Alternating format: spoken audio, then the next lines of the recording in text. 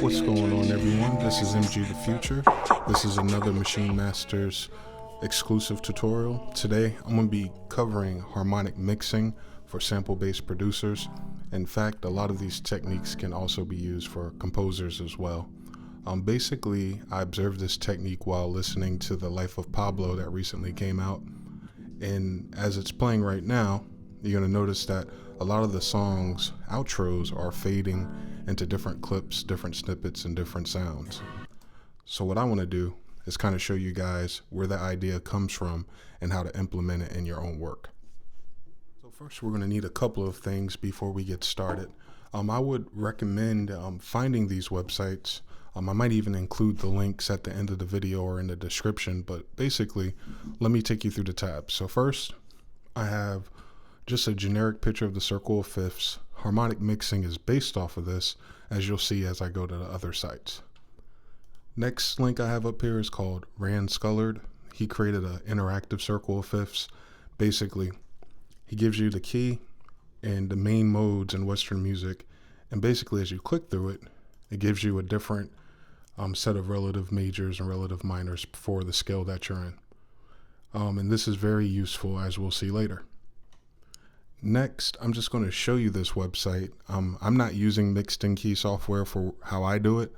You can definitely buy it if you like it, but essentially this software is created for DJs to help them mix the tracks in their set.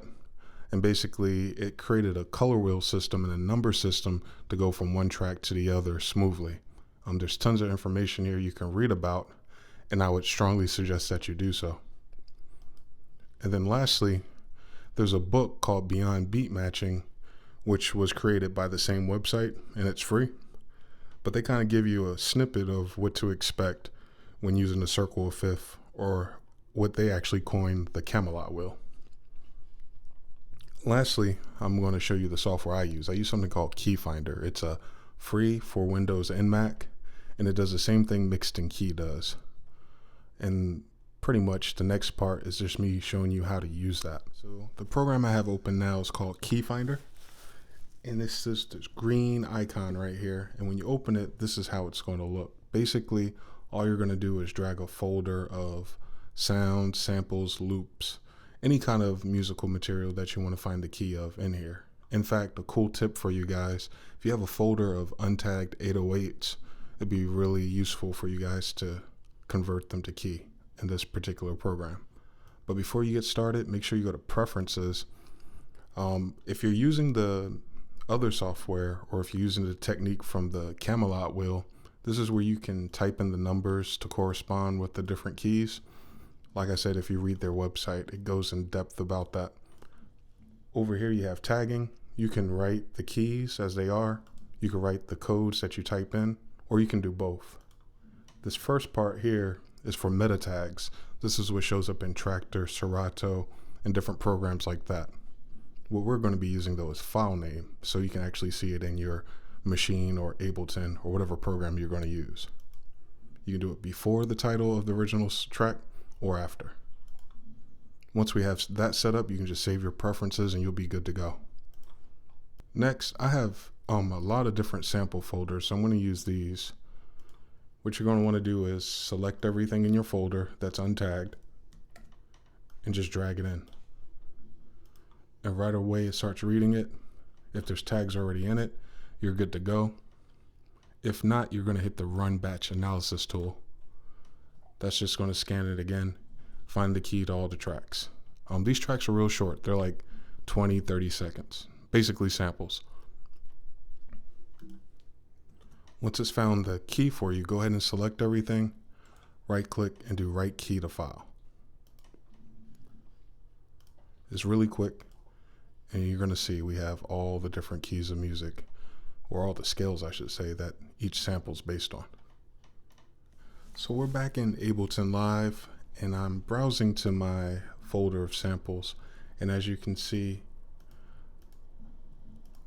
the ones that are not in key look like that, and the ones that are in key look like this. And basically, the technique that I'm going to show you is about using the kind of like the circle of fifths, but not really. But essentially, there's a few things you can do with this. So let me just cover the basics first. First, if you're working with a sample you like, let's say something like this, A minor. First thing that stands out is that now that you know it's A minor, you can add different instruments over it. You can find the bass line easier by setting your program like a Maschine does it and Ableton does it, where you can set your scale. You can also, what I'm using it for, stack samples together. Kanye West does it a lot.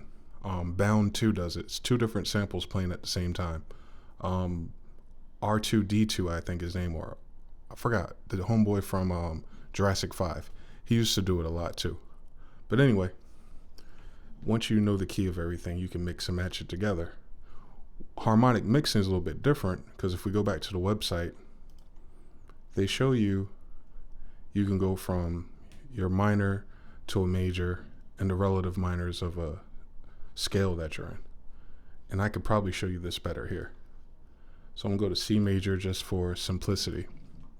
Say the sample you like is A minor. Well, if you want to transition it, let's say create a different intro section, a different bridge section, or you just want to do something different halfway into the track, what you're going to want to do is pick something that's a neighbor. So in this case, you can go to D, you can go to E.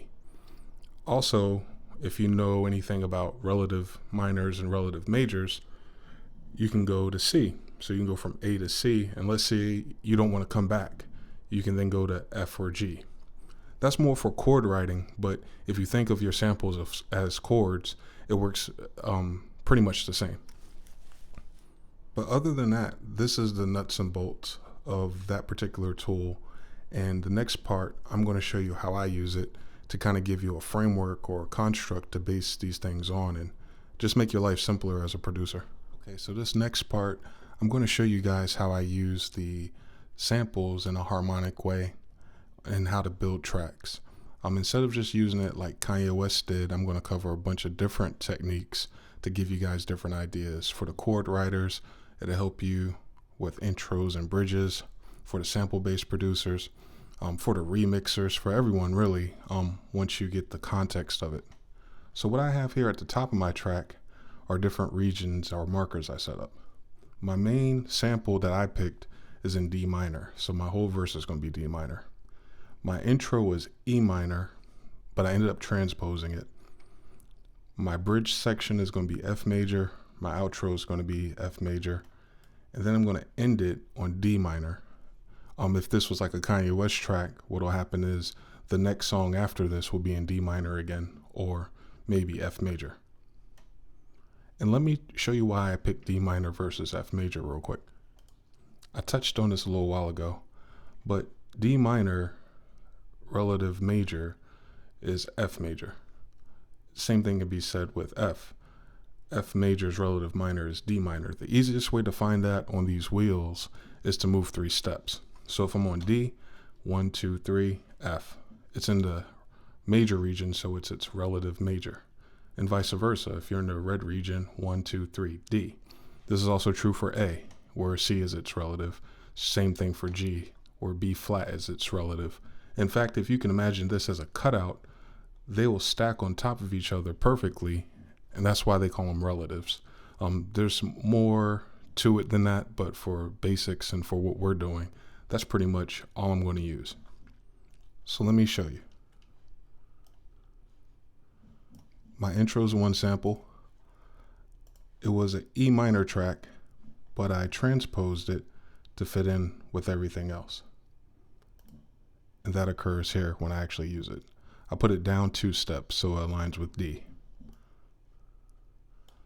I have a sample here, sample from the intro, and another sample which I chopped the vocals and synth out of. Also, on my sub bass track, I used that scale tool I was talking about. I set a scale of C minor, transpose it to D minor. So when I was figuring out the bass lines, it's really simple to do. Towards the end of the track, created a bridge, made that F major, an outro F major, and a transitional track back to D minor, which is what the root of the song is in. So let's check it out.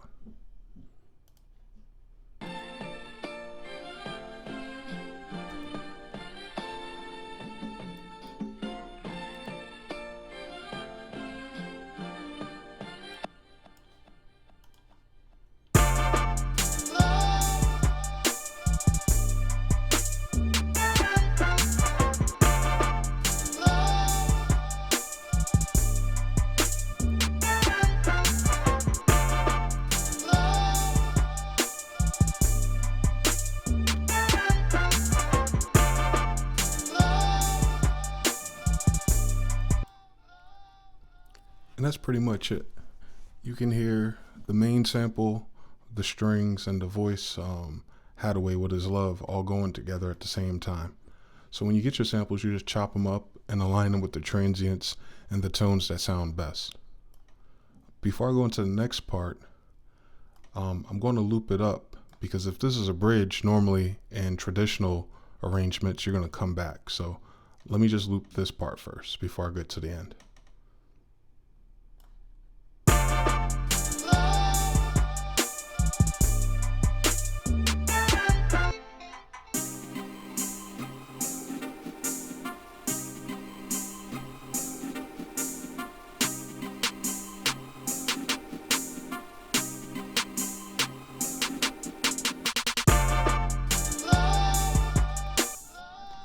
So that's pretty smooth.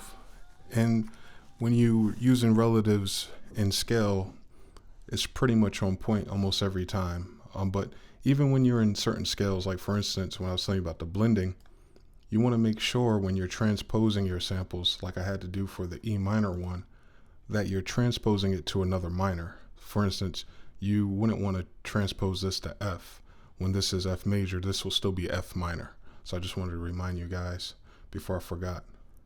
So the next part is just the different transitions at the end of the track. I'm gonna go from F major to F major again, and then back to D minor, which is the root.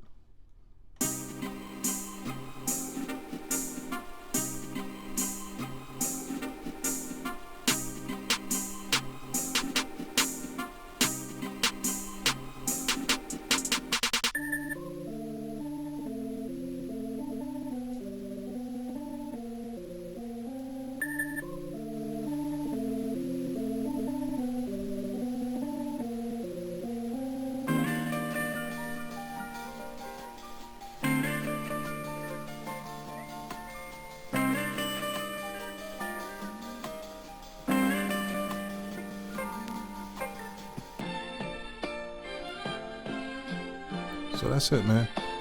I hope you guys see a lot of possibility and potential with these techniques. I wanted to keep this video as short as possible, but let us know if you have any questions. I would definitely answer all the comments that I can. If I need to do a follow-up video, I'll be more than happy to. Again, this is MGTheFuture for the MachineMasters.com and also Ableton Masters.